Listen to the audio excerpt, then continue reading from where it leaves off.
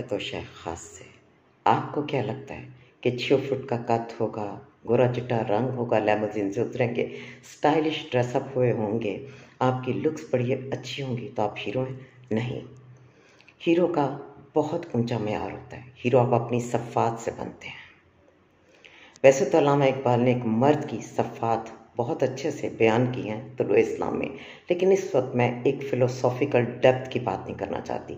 मैं हीरो की एक सादा तरीन डिस्क्रिप्शन को थोड़ा सा वाज़े करना चाहती हूँ। हीरो वो नहीं होते जिनसे उनके घर की औरतें, बच्चे और बूढ़े महफूज ना हों, और ना ही हीरो वो होते हैं जो बावर्दी हों और उनसे उनके माशरे, उनके मुल्क व कौम की बेटियां, माएँ, बहनें, बुज़ुर्ग और बच्चे महफूज ना हों। खुदारा अल्लाह का खौफ कीजिए। आपको अल्लाह पाक ने मर्द बनाया है। एक दिन आप जिन माओं की गोद में पैदा हुए होंगे उन्होंने शुक्राना अदा किया होगा। आपका फ़र्ज़ है कि सिर्फ आपकी अपनी माँ, अपनी बहन, बीवी और बेटी आपके शर से महफूज ना हो, बल्कि पूरी कौम और मुल्क की माएँ, बहनें, बीवियाँ और बेटियाँ आपसे महफूज हों।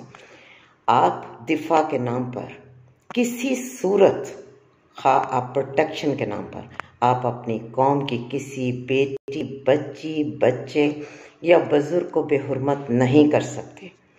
याद रखिए, ये ज़िंदगी मेरे पास है या आपके पास है। आखिरी हद होगी 60 साल, 70 साल। कितना हम खा सकते हैं, कितना यहाँ से ले सकते हैं और कितना आने वाली नस्लों को दे सकते हैं, इस पर सोचिए। आप हमारे बेटे हैं, कोई दुश्मन नहीं। आप हमारी औलाद हैं। ऐसे कैसे कि आपसे माएँ, आपकी कौम की बेटियाँ, आपकी बहनें डर जाएं, आप उनको घसीट लें ऐसे जैसे कोई गासिब, कोई दरिंदा। ज़रा सोचिए, ज़रा समझिए।